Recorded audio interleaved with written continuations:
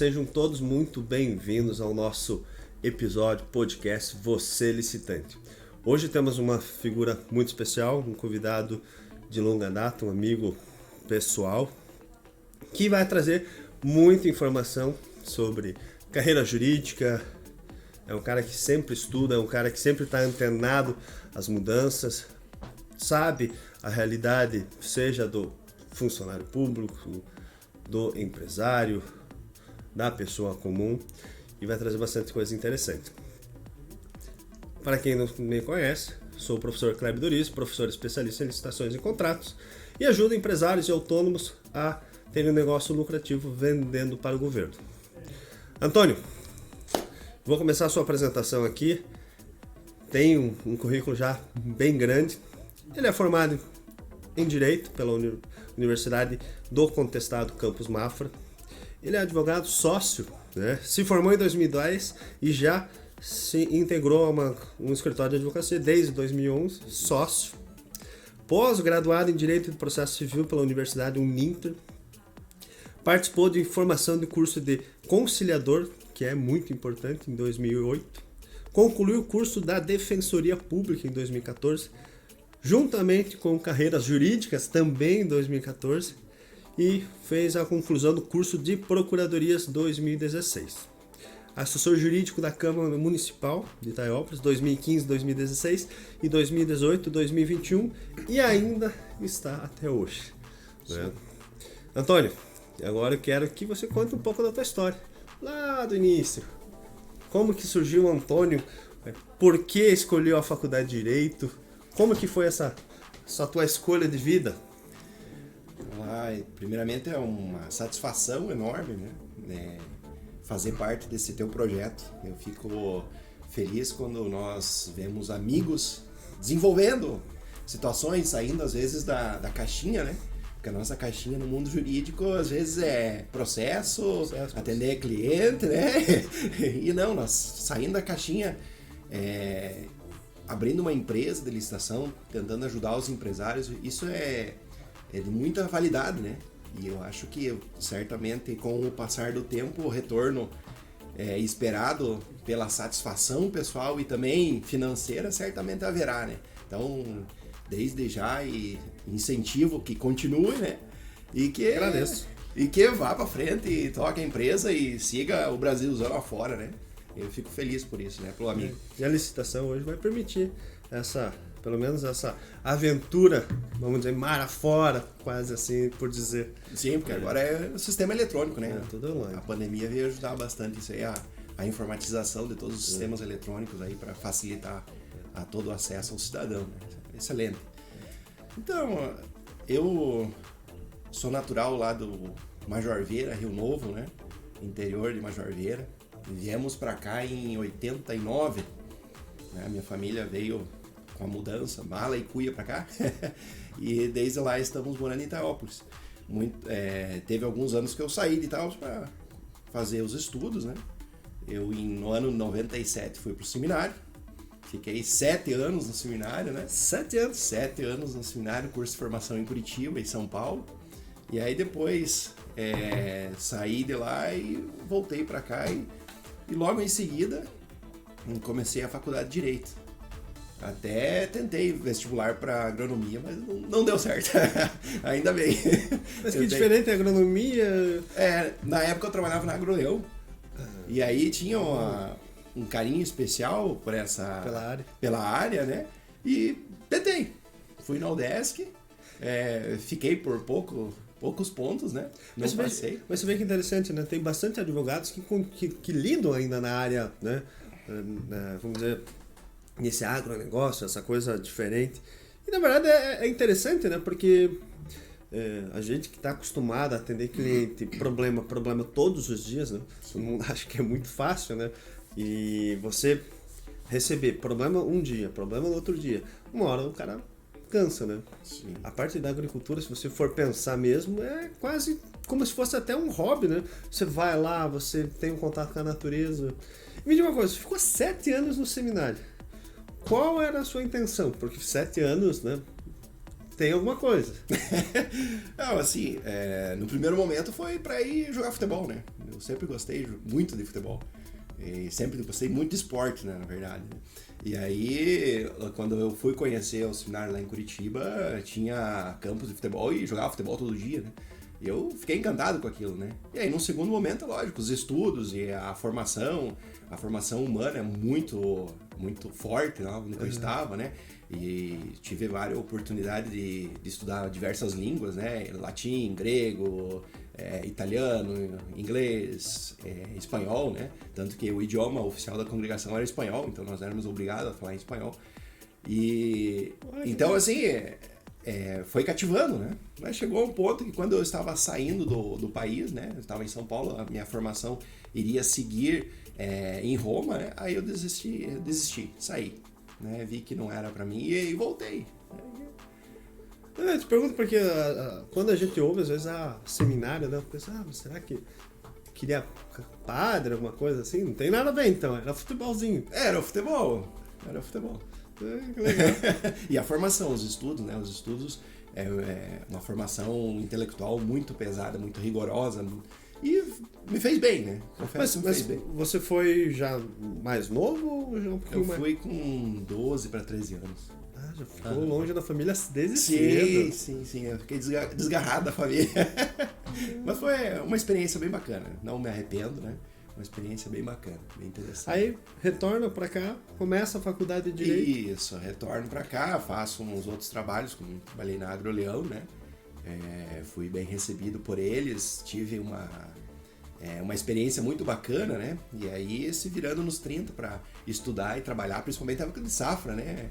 Na época de safra, às vezes virava 24 horas, né? Não tem horário, né? Não tem horário e tinha pouco pessoal, né? Então, eles conseguiram que eu flexibilizasse um pouco o horário para ir para a faculdade e tinha que estudar, enfim. Às vezes virava a noite estudando, né? Enfim.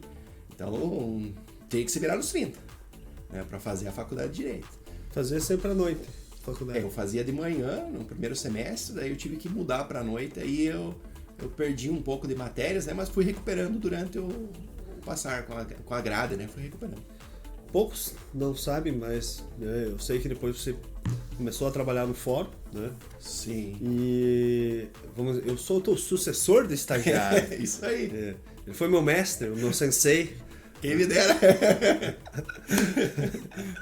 Sim. Tá, e daí terminou o trabalho e teve a oportunidade de estagiar no fórum. Isso, fui o Dr. Gilmar, né, um juiz da comarca, me concedeu na época a oportunidade para começar o estágio. Eu lembro que era concorrida, era acho uma vaga só, né? Sim, tinha uma vaga, eram poucas vagas, né? Era quase eu passar um concurso, né, ser estagiário. Exatamente, então aí eu fiquei como estagiário 3 anos e alguns meses, assim, né? Tive a oportunidade de trabalhar no cartório, junto com vários servidores que ensinaram muito. Os servidores ali eram muito atenciosos, ainda são, né? Os que ainda estão são muito atenciosos. O próprio juiz da comarca, o promotor da comarca, o Dr. Pedro, todos os assessores, os servidores eram muito atenciosos com a gente, né? Nós, na verdade, o estágio é para aprender. E assim, eles estavam dispostos a ensinar. Eu lembro que quando eu tive a oportunidade, aquilo foi tão importante para mim. Eu não sei se hoje a minha leitura está equivocada, mas parece que o pessoal não olha o estágio assim, por exemplo, não sei se o pessoal que está começando a faculdade não acha tão importante, mas eu achava tão importante aquilo, sabe, para o começo da minha vida profissional, porque eu trabalhava na loja dos meus pais e quando eu consegui aquilo para mim foi uma conquista tão importante, sabe? Que, não sei, era diferente, era vamos dizer, quase 15 anos atrás, se você for pensar, mas era muito diferente, assim. Sim, mas o aprendizado, né? Porque a gente... Eu não sei se você teve essa sensação de importância de entrar, de estar lá. Sim, eu valorizei muito essa oportunidade, porque você via a matéria, a teoria, e ali tinha a prática, né? E a vivência, aprender algumas manhas, alguns atos necessários assim para você ganhar ou perder uma ação, enfim. Até porque eu fiquei no cartório e aí, de tanto eu pedir e insistir, eu consegui ir para a sala de audiência, digitar a audiência na época, né? A audiência era digitada, né? E aí, a paciência do Dr. Gilmar fez com que eu ficasse na sala de audiência, porque realmente, e você escutar e digitar, até pegar o jeito, não foi fácil, viu? Eu tive que fazer alguns treinamentos, enfim, pra... eu lembro que até comentava uma certa vez que quando eu fui, né, aí você tava lá digitando, eu falei, cara, eu preciso aprender melhor isso aqui. E peguei o computador e fazer aqueles cursos de datilografia. Mas assim, mas por quê? Eu já escrevia naturalmente um pouquinho mais rápido, mas assim, para você escrever em uma audiência, você precisa. Se você não quiser passar vergonha, se você tiver interesse de ser um pouquinho melhor do que a média, você tem que fazer. Exatamente. Né? Então, assim, você pode optar em escrever normal. Agora, se você realmente conseguir dar agilidade ao processo, conseguir ser mais rápido, já era importante. Sim. Eu lembro que, eu começava a escrever. Hoje eu escrevo bem, né? Graças ao treinamento. E eu digo, assim, por que eu trago toda essa situação? Porque quando eu vejo que eu presto assessoria para a empresa, ou vejo alunos que querem iniciar na licitação, o pessoal tem um pouco de receio em tentar as coisas, né? E tudo na vida é prática. Você vai fazendo, vai aprendendo, vai melhorando. Não tem um caminho tão curto assim que você possa, fazer uma curva assim, chegar lá já no final. Realmente você precisa, e às vezes 1 ano é o caminho necessário para você perseguir. Às vezes 6 meses é o caminho necessário. É assim, e ele é curto. Agora, atingir o objetivo às vezes em 1 mês pode acontecer.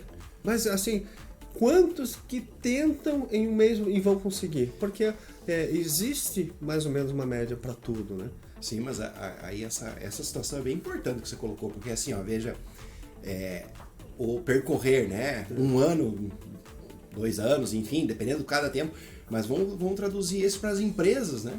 As empresas, às vezes, tentam uma licitação, batem lá, são desclassificadas por falta de uma documentação. Tentam de novo, né? Às vezes vai lá 2, 3 e desistem, né? E aí entra a importância da tua empresa, né? Porque vai facilitar com que os empresários pulem esse caminho, cheguem na frente dos demais concorrentes, porque já vão estar com toda a documentação em dia. Então, às vezes, essa tua formação vai ajudar as empresas a dar um salto e ganhar lucro de forma antecipada. Você veja só, você, né? Eu vou falar você porque agora nós estamos entre amigos, senão geralmente a gente fala doutor. E assim, é uma questão de respeito, né? Quando a gente está num ambiente formal, doutor, doutora, é natural. Isso é respeitoso. O pessoal às vezes fica essa besteira de... Não, tem que... Respeito. É respeito. Eu acho antes em um ato formal, numa audiência, é respeito. E... Faculdade, 5 anos. Você tem um caminho a percorrer. Você não consegue chegar no final sem percorrer esse caminho. E assim, garanto que ainda se forma, aí, por mais que tenha... fez estágio, né? Começou a trabalhar no escritório, já conseguia pegar cliente assim, não, já sei fazer tudo. Não consegue. Porque assim, é tudo um passo, né? Sim, até hoje, às vezes, se depara com algumas situações que tem que estudar, você até sabe o caminho. Por isso que eu apontei aqui, né? Olha lá, você fez mais 2, 3, 4 formações, ou seja, para melhorar algum aspecto do teu trabalho. E continua fazendo isso até agora. Sim, continua fazendo. Às vezes agora, né, com essa revolução do curso online, inclusive, né, também tem o curso online próprio para licitação, compramos muito, né, informação, porque assim, eu quero saber de uma coisa específica, tem um curso online para isso. Você acaba colocando, ele não te dá formação, mas hoje a gente só quer aquele conhecimento específico para atingir aquele objetivo. Sim. Graças a Deus tem pessoas hoje que estão fazendo isso para a gente conseguir, às vezes, uma solução rápida, porque a gente não tem muito o que esperar. Livro tem, só que às vezes demora um conteúdo denso para você estudar. E garanto que tá aqui a formação, garanto que você continua estudando qualquer curso. Só que hoje, às vezes, a titulação para nós já não é tão importante. Né? E assim, eu já percebi isso que eu tenho feito alguns cursos de pós-graduações, às vezes pago ali, mas eu não quero o título. Eu quero só a matéria específica que vai acontecer no módulo tal pelo professor tal. Exatamente. E às vezes eu pago para saber só aquele módulo que eu quero. E aí, que nem esses cursos de formação, é diferente de uma pós-graduação, porque vai atingir aquele ponto de conhecimento que você quer. A forma que você quer ver o tema, né? Então, às vezes, uma pós-graduação, até um mestrado, doutorado, são muito importantes, sem sombra de dúvida, né? Mas essa questão dos diplomas, dos títulos, elas seriam mais para uma carreira docente, né? Para dar aula, né? Quem sabe um dia vai, né? Mas os cursos que eu, pelo menos, foco são cursos de formação com intensidade de 1 ano, 6 meses, focado naquilo que eu quero. Né? O nosso caminho é longo, então, né, possivelmente a gente vai percorrer muita coisa, possivelmente vai chegar um momento que a gente vai decidir por outra coisa, às vezes vai mudar totalmente de área. Eu comentava num podcast anterior que a realidade nossa, de estudante, de comunidade, de população, é ter pessoas se formando com 50, 60 anos de forma mais natural do que a gente já vê hoje. Né? Então vai ser mais natural ainda a pessoa mudar totalmente de área para fazer outra coisa. Até porque é importante, né, se manter informado e manter a mente ativa. Né? Porque se nós temos nosso intelecto ativo, vai fazer com que nós envelhecemos mais devagar, né? Demoremos mais, porque nós estaremos ativo e o nosso corpo vai dizer, não, peraí, você quer viver mais, você tem conhecimento para passar. Então, por isso que é importante. E essa formação tem pessoas aí se formando com 60, 70 anos, e é muito legal. E eu, se eu não me engano, me formei, acho que tinha um senhor que ele estava com 72 anos e fez direito, e era o sonho dele fazer. Na minha turma lá também tinha. A dona Judite, ela, se eu não me engano, ela tinha 72 anos. Ela tinha sido professora dos professores nossos de direito. E ela ia para a faculdade, não faltava. Ela sentava numa cadeira atrás da minha e ia todo dia, religiosamente, para a faculdade. E assim, eu vejo muito jovem aí, começando com 22, 23, aí fica preocupado porque hoje na rede você vê... geralmente o final, não o final da história, mas você compara a tua vida, a tua trajetória com a trajetória dos outros, né? É muito natural isso porque você se espelha em alguém, mas a tua trajetória já são de praticamente 15 anos. Não tem como um aluno se comparar a tua trajetória de 15 anos de vida, né? Com ele que saiu agora da faculdade. E assim, tem muitos jovens na internet que estão fazendo dinheiro, seja com marketing, seja com produto digital, sendo o que for. Mas são poucos que vão conseguir atingir esse objetivo de forma tão rápida. Não tem como se espelhar na vida do outro. E eu vi esses dias, estava lendo um livro e ele falava o seguinte, você não pode se comparar a ninguém, porque tudo você faz igual aos demais. E de fato... Mas ninguém vai ser igual ao Antônio. Essa é a tua maior qualidade. Ninguém vai ser igual a você. Você está no podcast Você Licitante. As maiores sacadas do mercado de licitações estão aqui. E às vezes a gente acaba esquecendo de reforçar a nossa qualidade. E assim, quando eu vi um outro trecho que falava o seguinte: eu sou um cara muito perfeccionista.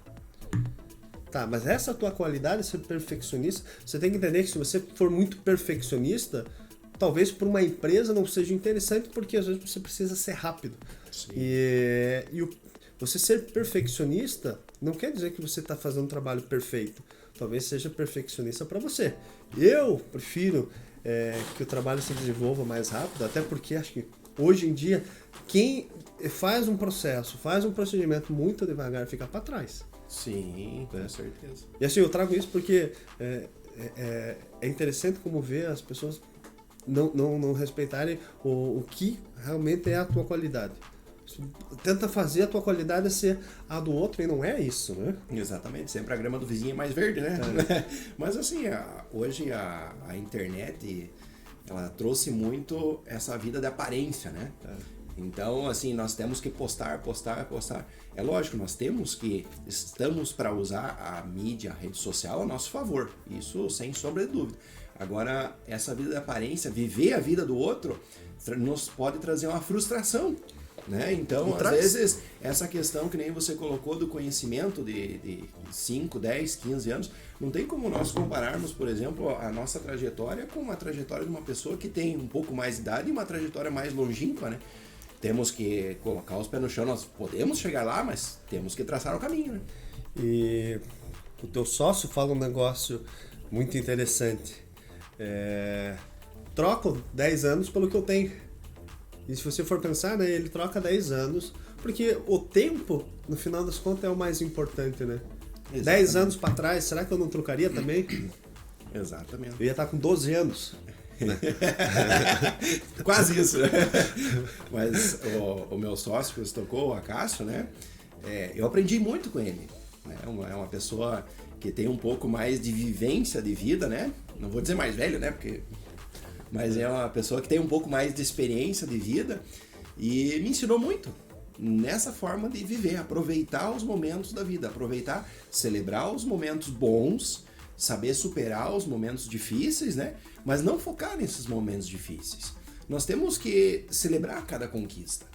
Nem que sejam pequenas do dia a dia, nós temos que celebrar, porque são desses momentos. Não é chegar lá no final que importa, é o caminho, né? E esse caminho tem que ser gostoso de viver. Eu li e estou lendo ainda um livro chamado Trabalhe 4 horas por semana, alguma coisa assim.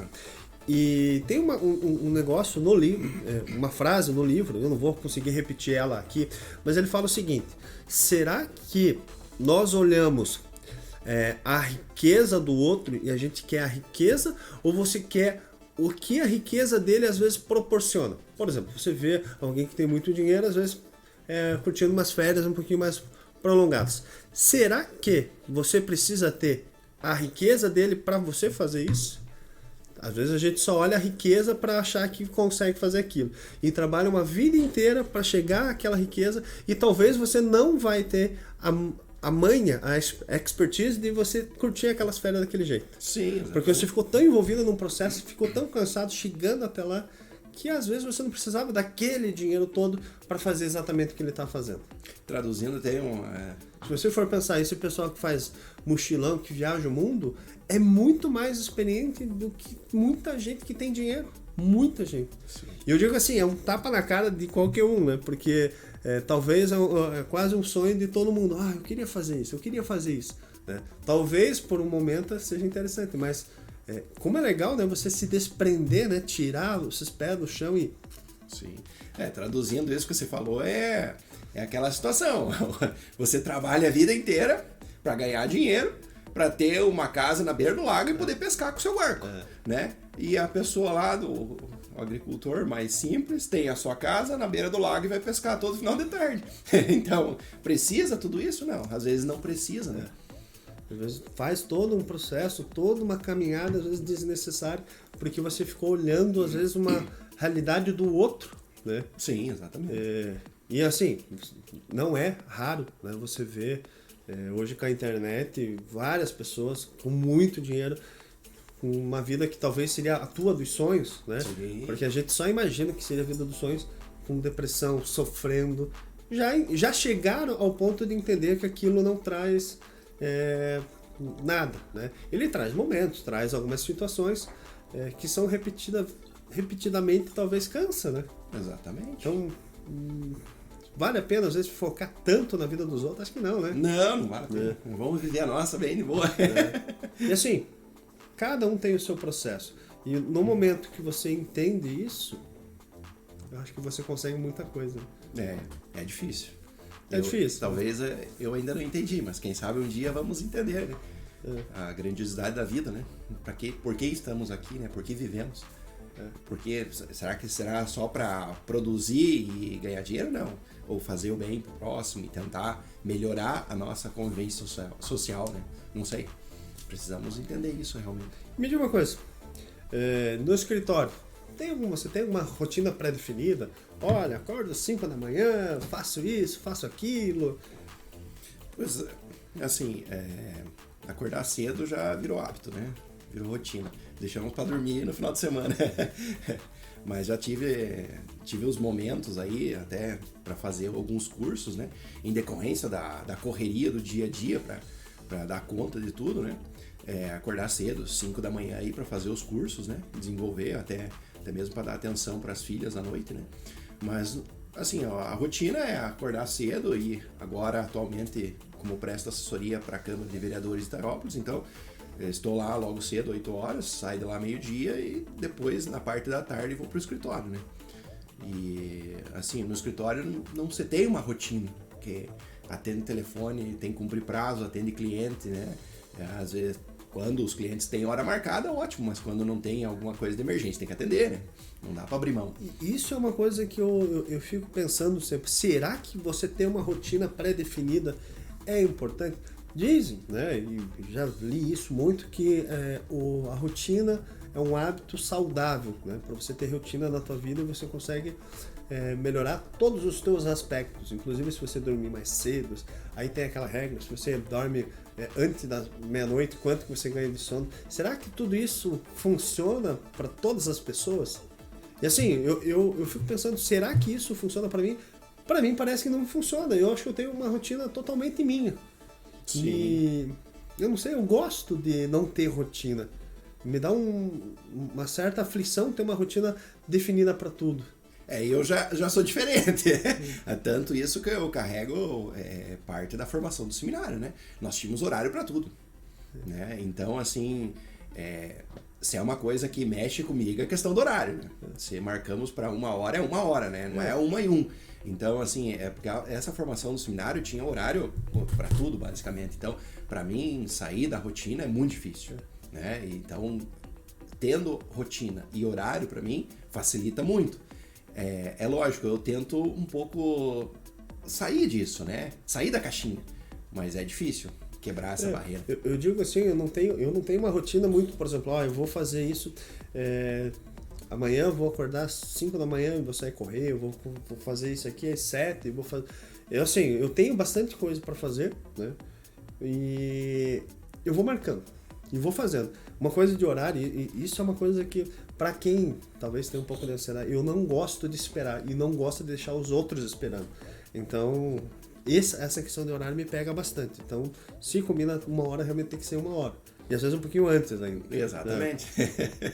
Mas eu acho interessante porque se falar assim, olha, hoje à noite você vai fazer isso, e então, eu topo. Mas não, vai fazendo, vou fazendo. E às vezes eu gosto principalmente de mudar a rotina do meu dia a dia. Se hoje eu tô com uma agenda um pouquinho mais livre, eu gosto de sair. Vou passear um pouquinho, vou fazer alguma coisa. Às vezes eu não tô com... hoje meu dia não tá produtivo. Até me chamou a atenção aquele dia que eu fui jogar tênis, né? Eu tinha um horário depois do teu, né? Uhum. O meu horário terminava acho que às 8, né? E você saindo da quadra, você disse, não, eu vou fazer um peixe. Eu falei, 8 horas da noite começar a fazer um peixe?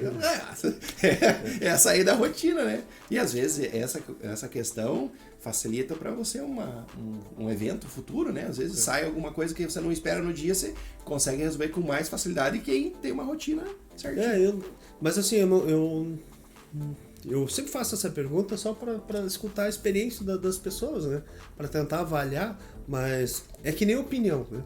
Eu não posso... Eu posso ter uma opinião, você tem a outra. Eu não posso convencer você da minha opinião. Como o pessoal faz de política, eu não sei qual é a necessidade de convencer o outro da política. Se eu tenho uma opinião, por que eu tenho que fazer a outra pessoa se convencer daquilo? Sim. Cada um tem a sua opinião. Discutir a opinião do outro vai levar o quê? A opinião, cada um tem a sua, né? Nós temos que respeitar o direito de ter a opinião. Eu vejo a pessoa brigando. Bicho, você vai concordar com várias pessoas, e se não concordar, não precisa lá. Nossa, o cara lá é fulano de tal, o cara lá não sei. A opinião não se discute, se ouve. Às vezes a gente deixa de escutar muita coisa interessante por tentar mudar a opinião do outro. Porque o outro às vezes tem muito mais conhecimento que você às vezes só escutou e está repetindo. Às vezes tem que cuidar. Naturalmente que a nossa vida é feita de repeteco, né? Vamos dizer assim, a minha construção acadêmica, ela vem de estudo, né? Então eu não inventei o estudo, eu não inventei o que eu sei. Talvez com com a junção de tudo, eu vou começando a ter uma interpretação lógica que pode me chegar lá vamos dizer, algo dedutivo, eu chegar a uma conclusão diferente, né? Que talvez seja nova, talvez não seja nova, às vezes a gente só acha que é nova, mas todo o nosso pensamento é formado por uma construção de qualquer coisa, né? E a opinião é formada assim também, né? E a opinião também é formada pela sua vivência, né? As suas raízes, a tua formação familiar, a tua formação religiosa, né? Intelectual. Então, por isso que temos que saber respeitar o direito de ter opinião, né? Não precisamos incutir em ninguém, colocar em alguém nossa, não. Até porque se fôssemos todo mundo igual, seríamos só robô, né? Assim facilita, né? Até o diálogo. Falando em opinião, você trabalha na Câmara Municipal de Vereadores, onde tem várias opiniões. Você está vivendo isso diariamente. Sim, exatamente. Vale a pena você, lá como assessor jurídico, entrar no mérito das opiniões? Não sei, eu acho que daí você está lascado, né? Porque você vai divergir possivelmente com um monte de gente. Tanto assim que nessa questão da assessoria na Câmara especificamente, né? Diferente do Executivo, porque no Executivo é um partido só, né? Mas na Câmara de Vereadores são vários partidos, né? Então, é importante essa imparcialidade e saber respeitar a opinião de A, B ou C, porque além da opinião dele, ele vai trazer consigo as questões do partido, né? Tentar defender as questões de, eventualmente, promessas de campanha, né? Enfim, outras situações, mas temos que saber respeitar esse direito de ter a opinião. E se fosse de entrar no mérito dessas discussões, dificilmente ia sair um parecer jurídico imparcial.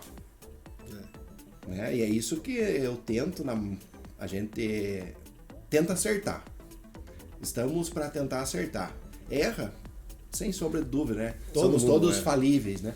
Mas trabalhamos no sentido de tentar acertar e ser o mais imparcial possível e principalmente buscando a legalidade, a constitucionalidade, e o bem para o município, né? Isso é o interesse público sobre o privado sempre, né? Às vezes pode chegar até para fazer um parecer algum projeto que não me agrada eventualmente no mérito, mas se eu for de colocar essa questão no papel, no parecer jurídico, está errado. Eu tenho que me abster disso aí e colocar a situação jurídica específica, né? E assim, é interessante você falar que às vezes existem situações erradas que passam mesmo, né? Porque assim, ó, se você for pensar e botar ponto em tudo, não sai nada. Sim. Né? Infelizmente o nosso sistema hoje, parece que a nível Brasil, ele é todo travado. Por isso que você vê que as convergências políticas, as decisões políticas de cima para baixo, às vezes difere muito do que a gente quer também, mas às vezes é necessário para algum determinado ponto. Nem tudo a gente entende, né? Alguma situação ali tem, né? Para sair daquele jeito, né? E assim, muita coisa dá para se discutir judicial, mas muita coisa não se discute justamente porque, sabe, por mais que errado, aquilo tem que ser mantido, né? Sim, exatamente. Porque às vezes, se mudar, e vai trazer prejuízo para muita gente, às vezes. Exatamente. E aí, quando você colocou essa questão de algumas situações podem ser levadas à discussão do judiciário, né? E certamente com razão ou sem, enfim, mas isso é uma questão de discussão e dentro de um processo e dentro das razões e provas produzidas lá, né?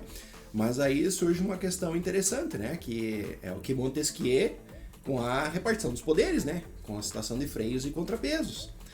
Por quê? Porque temos os poderes, poder legislativo, executivo e judiciário. Cada poder com a sua autonomia e a sua independência, né?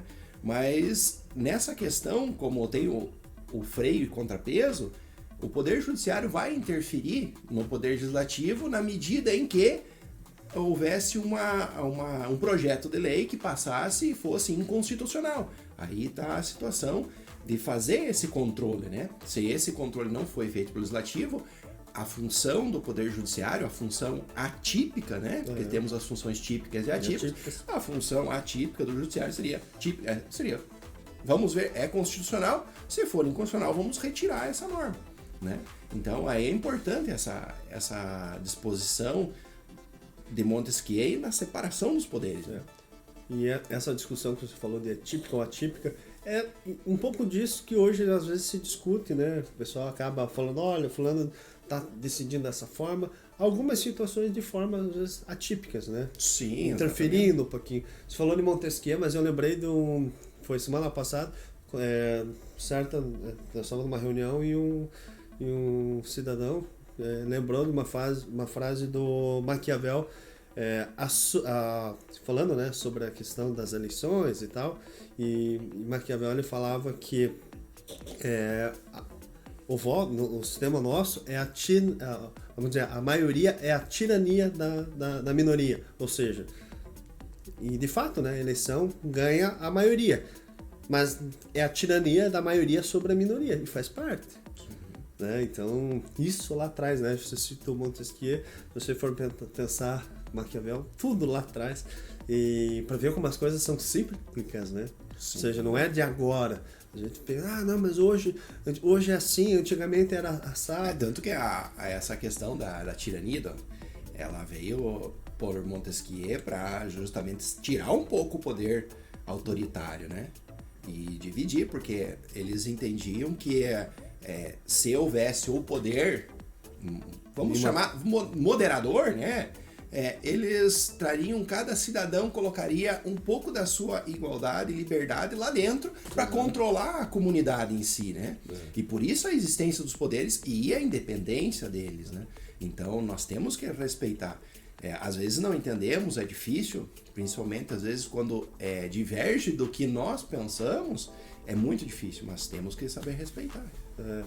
É interessante, né? Isso é uma vida constitucional, né? A nossa vida hoje, nós pensando, né, na nossa independência, quanta coisa já aconteceu, né? Com o início das constituições, certo ou errado, né? Sim. Como isso vai progredindo. O que eu só fico às vezes um pouco receoso é que nós não podemos jogar um discurso para voltar para trás, né? Tudo se anda para frente, né? E hoje a gente tem que tomar muito cuidado para não ser o problema, né? Por exemplo, não vou criticar ninguém, mas às vezes pensar se aquilo que você está fazendo está trazendo um problema ou uma solução. Se você falar, não, eu estou fazendo isso porque eu estou pensando em alguma coisa, mas naquele momento está trazendo um problema ou uma solução? Problema. O que é a solução? Não, a solução não é bem isso. Isso tem que meio que... Às vezes a gente esquece disso, sabe? Não, e principalmente trazer a solução visando interesse comum, né? E assim, a solução, a gente tem que lembrar que a solução hoje, no nosso país, ela se produz de uma forma mais... Tem via própria para você fazer, né? Você não pode ser tirando o suficiente para você não pensar nos demais. Tem que tomar um pouco cuidado, né? A gente está em sociedade, é muito conflituoso isso. E nós temos essa vivência dentro de processos judiciais, né? Eu acho que assim, a gente tem muito... Como a gente vive isso há muito tempo, a gente tenta ser o mais respeitoso, seja com o advogado, seja com a parte, porque nós lidamos sempre com conflitos. E eu acho que é por isso que eu não gosto dessa coisa mais exacerbada, robusta. Sim. Eu acho porque talvez na nossa natureza, a gente está acostumado, né? Por exemplo, na nossa profissão, eu não posso me dar ao luxo de fazer esse tipo de coisa porque vai contra vamos dizer, uma linha de, olha, eu sei o que eu tenho que fazer, então vou dar o passo adequado, certo? Para não cair em descrédito, às vezes. Exatamente. E sabendo... Se você age de forma assodada e o juiz viu que você está enlouquecendo no processo, você cai em descrédito ali, entende? Você sabe, você tem que seguir um passo, né? Sim, temos as regras a ser seguidas, mas principalmente uma regra moral, né? Se, por exemplo, estabelecemos entre nós que os clientes concordarem em fazer um acordo, está estabelecido. Não é que não conseguimos colocar hoje no papel, mas vamos respeitar isso e vamos colocar amanhã e não vamos mudar isso, né? É importante esse respeito entre os colegas, né? E principalmente assim, entender que atrás de folhas, que hoje já não são folhas, hoje o processo eletrônico, existem pessoas que estão discutindo o chamado bem da vida, né, que aprendemos lá no início, mas estão pessoas discutindo que muitas vezes para nós pode ser muito corriqueiro, mas para aquela pessoa é muito importante aquilo lá. A solução daquele conflito, às vezes, é a vida da pessoa, às vezes. Não sei. Então, às vezes, traduzir isso de forma escrita é muito difícil, mas se todos os operadores do direito sensibilizassem em saber que atrás de um processo há uma pessoa que pode ter, não pode ter razão eventualmente, mas para ela é importante a discussão, por mais pequena que seja. É que eu digo assim, se você for pensar que cada um tem a sua opinião, cada um tem a sua razão, o que ela está trazendo é o certo para ela. Sim. Eu não tenho como não dizer que não é o certo. Ela tem direito de brigar por aquilo que ela acha certo, mesmo que eu saiba que aquilo é errado, né? É lógico, nós vamos colocar uma aventura jurídica, né? Só que no poder judiciário, o juiz não pode ficar se aventurando, e a gente também não vai fazer isso.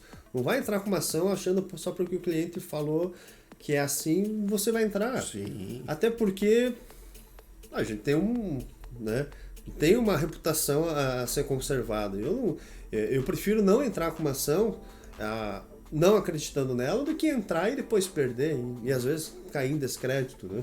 E às vezes a situação de ganhar ou perder uma ação, às vezes quando você recebe o cliente, você vê, não, temos chance, pelo que é te passado, né? Não, temos chance, vamos entrar com a ação, beleza. Mas depois de uma contestação, depois de uma defesa, depois de alguma situação, depois de uma audiência, né? Às vezes um fato que acontece na audiência pode mudar tudo. Né? E isso interfere no que nós escrevemos, enfim, temos que saber reconhecer também, né? Exatamente. Você falou de ganhar ou perder, é que nem licitação. Se você for ver, tem muita gente que ganha a licitação, baixa o preço lá embaixo e acha que ganhou a licitação. Ganhar é com lucro, né? Então você veja só, mesma opinião dele, achando que ganhou, se você for pensar o processo, você perdeu, né? Então, quando a gente fala em acordo, né? Às vezes a impressão, quando uma parte às vezes faz o acordo e ainda não está satisfeita, às vezes ela acha, não, mas eu perdi. Não, mas espera aí, você ganhou, você tem que entender o que está por trás, né? Eu lembro que tem pessoas que têm trauma de processo, tem aquele sentimento, não consegue esquecer a vida, né? Parece que fica travado enquanto aquele processo não sai. A pessoa passa 2, 3 anos, mas tem aquele processo, o cara fica mal. Então, às vezes, termina um acordo ali, acabou. Resolve, né? E toca a vida pra frente. E que nem nas licitações que você falou, é muito importante, porque não querendo ganhar altos lucros, principalmente em relação à administração, né? Fazer um contrato com a administração, mas o empresário em si, ele vive de lucros. Né? É importante, então não adianta baixar o preço e depois não conseguir cumprir o contrato. É importante que o contrato tenha lucro e que o empresário consiga concluir a obra, o serviço, enfim, entregar o objeto, né? Até porque você falou uma coisa muito importante, você não pode pensar num lucro exacerbado em cima da administração. Às vezes o empresário esquece também que ali é dinheiro público. Mas uma licitação saiu lá com um valor absurdo. Olha, e você sabe que está muito errado, que aquilo não condiz com o mercado e que aquilo talvez vai ser direcionado para você ou para outra empresa. Tem que tomar um pouquinho de cuidado, porque você pode responder junto, né? Sim, exatamente. E essa questão de tomar um cuidado é porque existem várias formas de controle dos atos administrativos, né? Principalmente na licitação, porque aí, além do controle interno de uma prefeitura, né? De uma Câmara de Vereadores, de uma Assembleia, de um poder público, existe o controle do Tribunal de Contas, existe o Ministério Público fiscalizando, né? Então, por isso que é importante tomar esse cuidado para não haver um superfaturamento ou um excesso de preço, né? Então, tem que tomar cuidado. Você, licitante, continue acompanhando este podcast. Aqui você verá as melhores oportunidades de se ter um negócio lucrativo vendendo para o governo. Sabemos que às vezes em licitações nem todos os atos a gente consegue controlar, né? Mas vamos dizer o seguinte, não basta ser certo, tem que parecer certo. Se daqui um pouco uma licitação saiu fora do comum de preço mas você fez de forma correta, também tem que parecer que você fez de forma correta. Olha, eu busquei assim e veio essa situação dessa forma, né? Agora você fez certo, mas sabe que não está certo, tem que ter os dois, tem que caminhar junto, porque fica mais fácil de defesa, né? Exato. Eu falo isso, e já puxando, porque eu sei que tem uma experiência interessante com licitação, principalmente na área penal, né? Claro que a gente não vai entrar em detalhes aqui de clientes, mas assim, no aspecto geral, um prefeito, né, um gestor público, pode ser responsabilizado, inclusive, hoje pelo menos, né, por ato de outras pessoas, né? Eu gostaria que você comentasse se realmente isso é possível, não é possível, o que um gestor teria que tomar cuidado na hora de nomear algumas pessoas. O gestor público, né, ele tem que tomar muito cuidado, principalmente na nomeação de pessoas. Porque hoje em dia o gestor, um prefeito, se você chegar...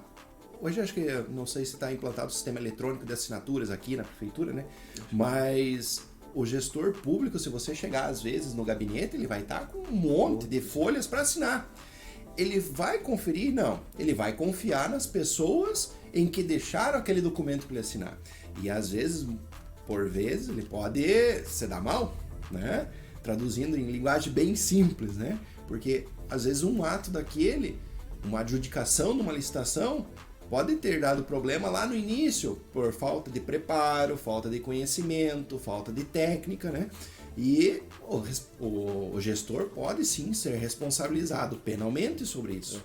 Veja só, eu vou pegar um gancho aqui. Você falou adjudicação, você falou homologação. Você que é empresário, talvez já participou da licitação, já ouviu essas palavras, mas você nem entende o que elas significam. E você já deve ter participado, às vezes, até de mais licitações. Você veja só, você escolhe um gestor da sua cidade, que talvez não conheça nada sobre isso. Você pensa só, ele responder um processo, ser criminalizado na sociedade por um erro, que às vezes ele nem conhece, ele não entende nem o que significa. Duas palavrinhas que são simplesinhas para nós, né? Que é só no final. Quantos documentos devem passar na mão dele que ele não consegue compreender? Ainda bem que muitos criticam, ainda bem que mudou um pouco a lei de improbidade administrativa para facilitar a vida desses prefeitos, porque assim, tomavam na cabeça sempre por responsabilidade de terceiros, sem culpa nenhuma, né? E essa mudança na lei de improbidade administrativa já surge uma possibilidade de uma defesa, né? Porque o gestor, basicamente, ele tem o poder da caneta, né? Mas ele não tem o conhecimento e às vezes nem a possibilidade de ler tudo aquilo. Então, uma das linhas de defesa eventual, num eventual processo, com essa nova lei de improbidade administrativa, pode ser essa saída, né? Dizer, não, eu nomeei, mas eu não sou responsável, né? Eu assinei realmente aqui, mas isso veio de lá de trás das pessoas e está se cogitando, ainda não tem decisões dos tribunais, até porque a lei é recente, né? Mas já surge uma linha de defesa que os advogados já estão trabalhando, estudando essa possibilidade. E assim, né? Não é defender... Tem muito defender bandido, defendendo... Não. Você tem que entender o que acontece na realidade. E para quem vai participar da licitação, para quem vai estar envolvido. O empresário pode ser envolvido também. Então você tem que começar a parar para pensar, por que eu vou ser envolvido? Porque assim, é dinheiro público, né? Então, se você não age com má fé, você não quer aquele prejuízo, né? Você não premeditou aquela situação, você responder né, por improbidade, ficar sem concorrer à eleição, devolver dinheiro, fazer um monte de coisa. Tem que tomar muito cuidado. E principalmente... Esse sentimento, assim, de... Eu sou bem sincero, a sociedade em si gosta de um quanto pior, melhor, né? E isso é natural, né? Por isso que quando alguém responde, olha no jornal, mas também... Assim, ele não quer que a pessoa se saiba, ele quer realmente que ele... lá no fundo seja condenado, porque ele quer ver o que vai acontecer. Tem um documentário que inclusive saiu na GNT e ele fala sobre a cultura do medo, e como a sociedade em si ela é autodestrutiva, e assim, basta a gente ver, às vezes a gente pede, as pessoas pedem algo que na verdade vai ser pior para elas, mas elas não entendem. Mas é que é isso. Vamos apagar e vamos pegar a borracha e vamos apagar e vamos começar do novo. Ou seja, destruir tudo aquilo que você já tem e vamos começar de novo. Como se isso fosse dar certo. Não, e a cultura de ter notícias ruins, né? Porque coisas boas não geram notícia, não dão ibope, né? Não. Então, quanto mais desgraça, melhor para dar notícia, né? Temos que mudar um pouco esse hábito. As coisas boas também tem que transparecer, né? E eu vejo, coitado desses prefeitos, a administração em si agora está permeada pela cultura do medo, né? Tem até um livro chamado Administração do Medo, algo nesse sentido. E, de fato, você acaba não fazendo coisas importantes no seu município, no estado ou no seu órgão por uma cultura do medo, né? Eu vejo isso na dispensa, né? Quando eu falo dispensa e inexigibilidade, que é aquela contratação direta, você já deve pensar o seguinte: opa, tem alguma coisa estranha aí. E, na verdade, não. É um procedimento, é algo legal que deveria ser usado mais e não menos. Mas a regra é licitação. Olhe no portal federal, a administração pública federal utiliza mais dispensa do que o próprio pregão. Ela é excepcional, ela é uma forma de contratação diferenciada, só que ela pode ser utilizada porque a administração precisa rodar. E assim aí você tem muitos órgãos não utilizando por uma cultura totalmente equivocada do medo, achando que está fazendo algo errado e não está. Às vezes ele sacrifica, né, a prestação decente para a comunidade, decente para um bairro, porque ele acha que vai estar fazendo algo errado se utilizar aqueles predicados legais.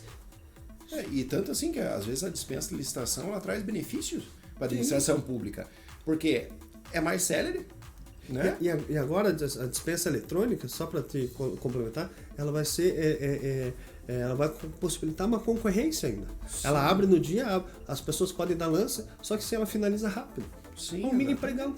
Exatamente. Agora vai, assim, se não utilizar, o gestor vai estar perdendo, porque hoje ele pode ser mais ágil nisso, entende?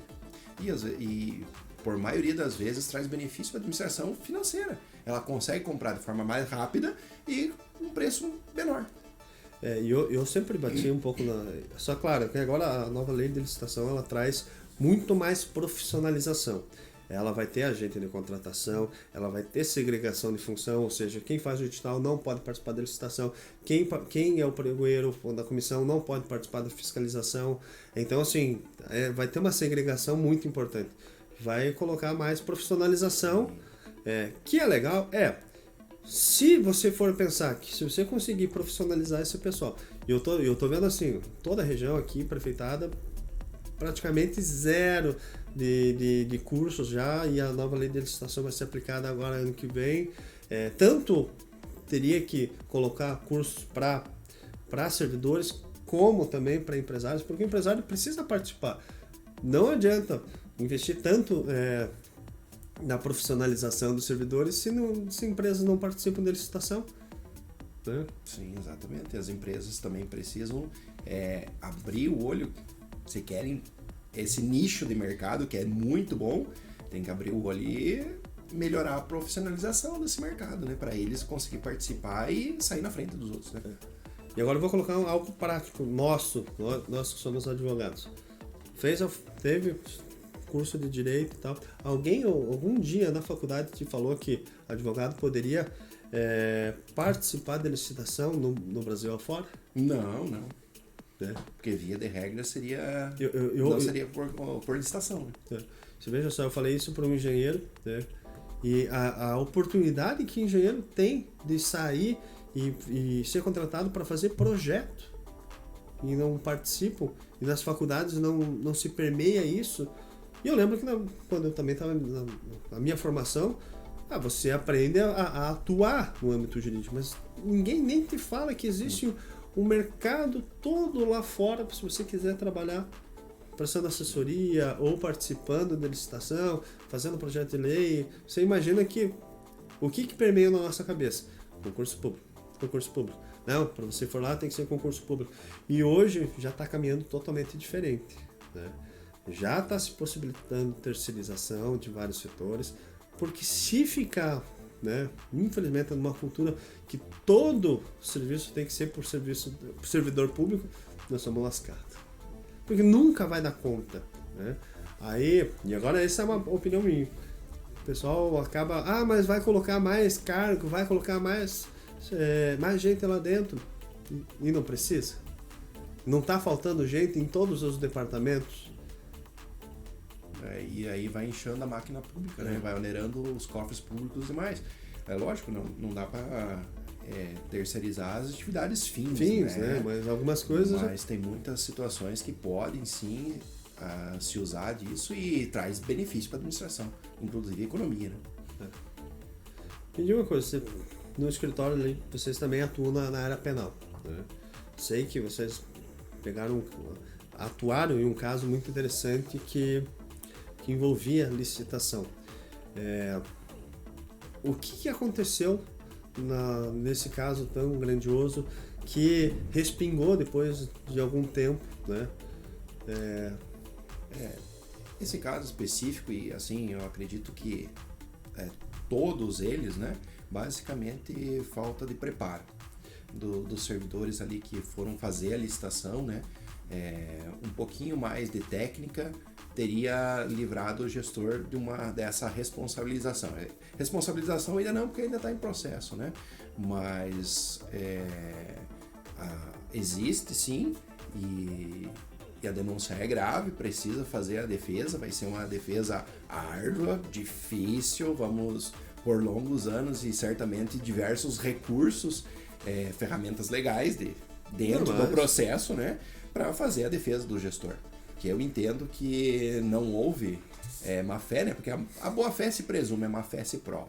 Exatamente. Né? E é isso aí. É importante. A má fé, escutem isso. Isso é uma coisa para a vida, né? A boa fé se presume, a má fé se comprova. Sim. O que acontecia antes é que você já presumia sempre a má fé. E não é isso, né? Ninguém participa querendo dar prejuízo para o poder público, ninguém que é gestor público pensa, né, deliberadamente que, né, quer ganhar dinheiro por no bolso. Não. Olha, eu te digo, talvez 5% talvez dos gestores, Brasil afora, talvez pense assim. A maioria entra com o pensamento de fazer aquilo correto, né? Sim, exatamente, porque não é porque você entrou para um cargo, entrou para um partido político e aí se elegeu, enfim, que você se tornou uma pessoa corrupta, né? As pessoas têm nessa mentalidade assim, não, todo político é corrupto. Não, peraí, essa premissa não é verdadeira. Porque aí você devolve a pergunta, mas se você sair candidato e se eleger, você é corrupto? Não, eu não sou, não. Mas peraí, então, nem toda pessoa é corrupta e nem todo político é corrupto. A maioria entra com intenção de fazer uma boa gestão.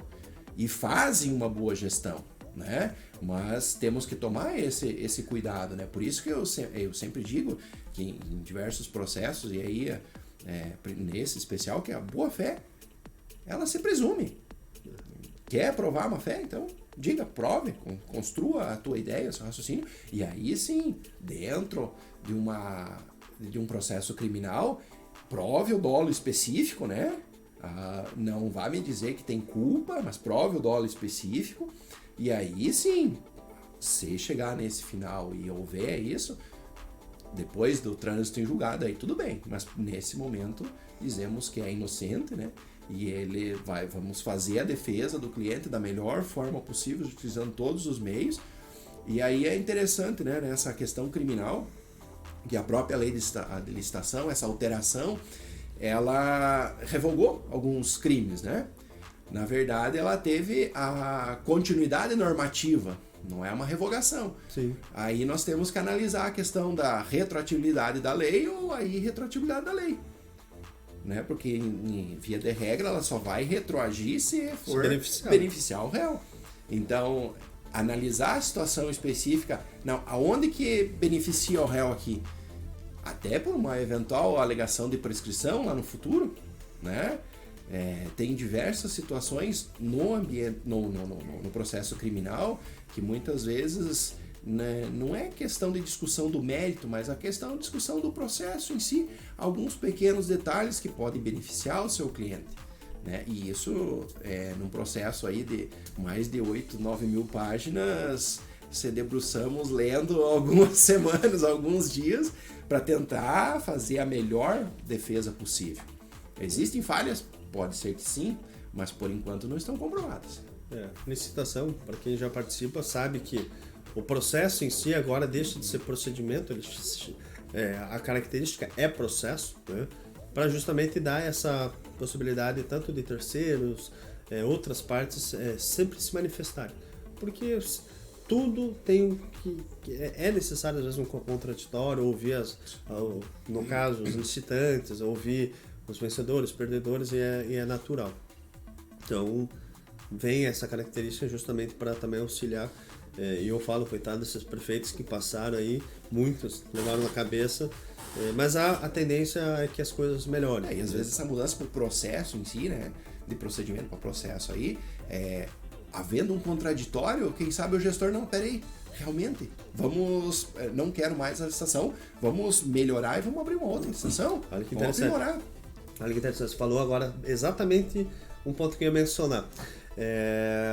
Anteriormente se revogava às vezes muita licitação, ou anulava, né? Quando você tem um ato, você anula. E a revogação, às vezes, eu vou revogar a licitação porque eu não quero. Agora é necessário, o gestor vai tá com interesse em revogar, ele tem que ouvir os licitantes. Por que vai revogar?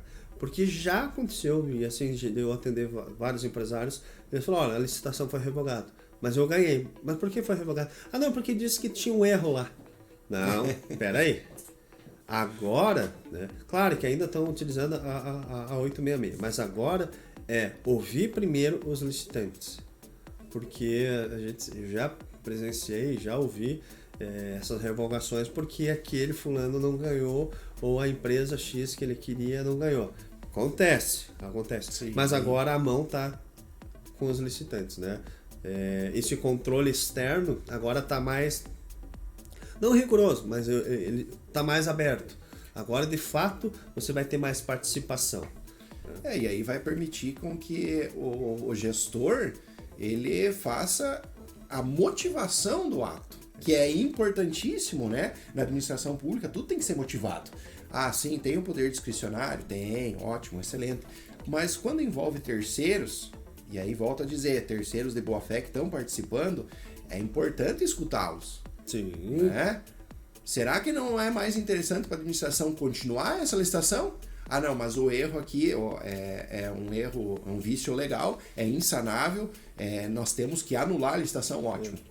Aí anulamos. E assim, a revogação, eu brinco e até coloco isso nas minhas aulas, a revogação hoje mais correta seria, olha, eu estou fazendo uma licitação de manutenção de frota, né? Tá vindo, sei lá, uma máquina pesada ou estou com 10 Unos lá para fazer a manutenção de frota para aqueles 10 Unos e eu estou revogando a licitação, por quê? Porque os 10 Unos agora caíram numa ribanceira. Eu não tenho mais os carros. Vou fazer a licitação para quê? Sim, exatamente. Aí beleza, você tem uma motivação, o porquê. Então assim, revogar por revogar hoje... Não, e às vezes, veja bem, às vezes havia uma revogação ou até contestação, né? Porque agora já os objetos melhoraram muito, né? Mas vamos imaginar o seguinte, que determinado quer comprar uma máquina ou quer comprar um determinado objeto, não pode ser direcionado à licitação, né? Sem sombra de dúvida. Agora, todo mundo sabe que determinada marca dá problema.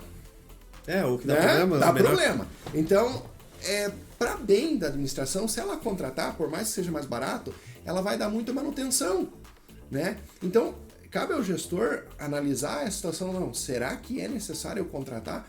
Então, assim, não é direcionar a licitação, mas analisar, escutar, né, os licitantes e ver os contrapontos, né?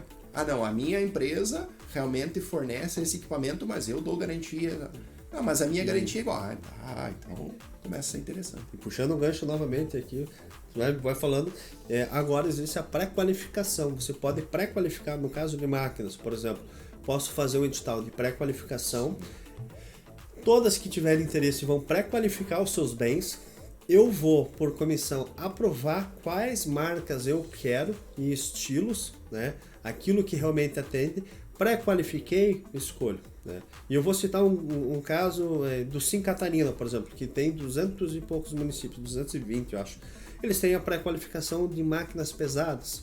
Fizeram a pré-qualificação, um edital onde todo mundo participa, sim. Você leva o teu equipamento, é avaliado, se deu ok, beleza. Aí abre-se licitação dizendo o seguinte, olha, quero a máquina XXX. Aí você pré-qualificou. Tem problema? Não tem. Está na lei hoje e você pode utilizar. Já existia antes, só que é aí que a gente falta a qualificação, falta de pessoal para fazer e auxiliar o poder público nessas contratações. Hoje vai possibilitar você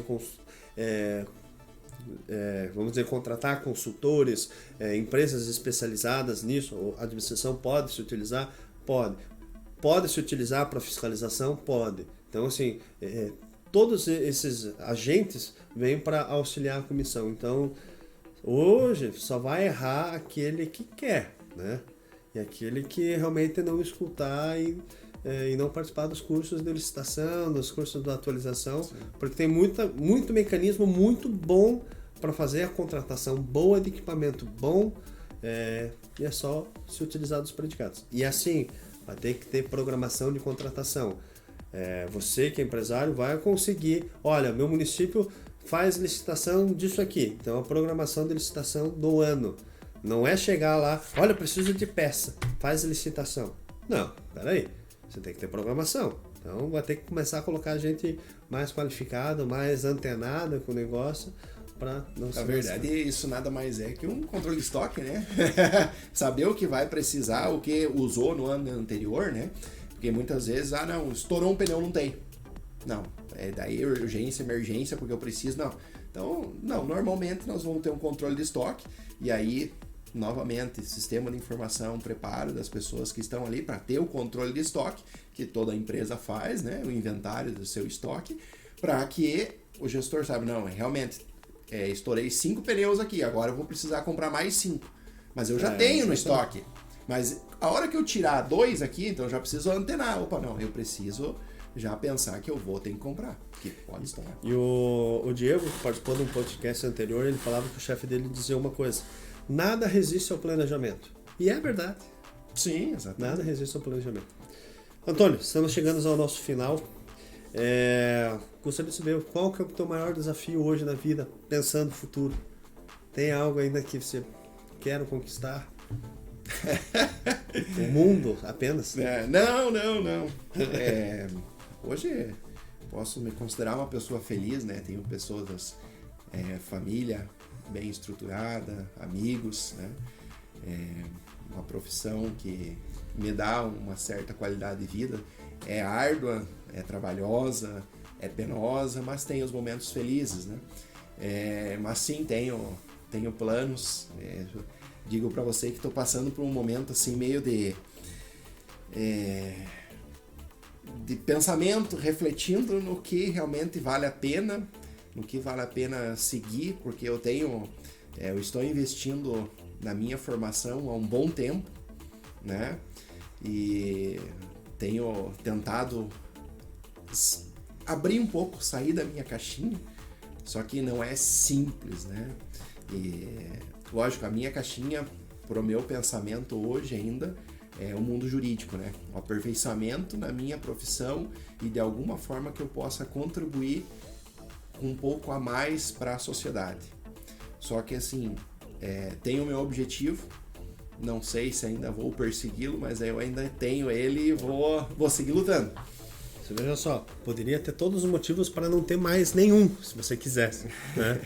E é interessante como que é legal mudar sempre, né? Sim. Fazer coisas novas, experimentar coisas novas, porque senão você já vivenciou, você já está vivenciando algumas experiências.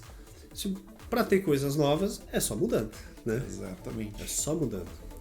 Antônio, te agradeço, né, por ter aceito esse nosso humilde convite, tá? Estamos encerrando o nosso podcast. Garanto que, olha, foi um aprendizado muito grande. Eu sempre falo que eu conheço mais os meus entrevistados, por mais amizade que eu tenho, por mais conversas já teve, né, ao longo dos anos. Sempre conheço um pouco mais dos meus convidados do que naturalmente eu teria, porque às vezes a gente só se esbarra em fórum e tal, e é interessante bater essa conversa mais descontraída. Sim. Né? É interessante, eu que agradeço o convite, né? Fico feliz por esse convite. Logicamente que é um bate-papo, né? Não vamos entrar em detalhes específicos, mas é um bate-papo, uma situação para que as pessoas que consigam assistir vejam com facilidade e gostem do assunto, né? Se interessem pelo assunto, porque é difícil a gente estabelecer um diálogo, não vamos conversar sobre isso, não. Realmente eu gostei, um bate-papo, e espero que, quem sabe lá na frente, um próximo convite vai ter, com certeza, falar sobre outros assuntos, né? Bem interessante, eu gosto disso. E parabéns pela iniciativa mais uma vez, e que eu continue e tenha muitos frutos. Eu que agradeço. Pessoal, chegamos ao fim do nosso podcast. Quem ainda não curtiu o nosso canal, curta, né? Clique em joinha aí, se inscreva, né? Toda aquela coisa que todo mundo fala no final, né? Nos sigam nas redes sociais, Antônio, tá? Tem Instagram, Professor Kleber Duriz, Instagram também, tem YouTube, YouTube, Facebook. E é isso aí, pessoal. Eu agradeço aqueles que estiveram aqui nos ouvindo, tá? Espero que tenham gostado e até a próxima. Show de bola. Episódio Você Licitante. Abraços. Abraço, até a próxima.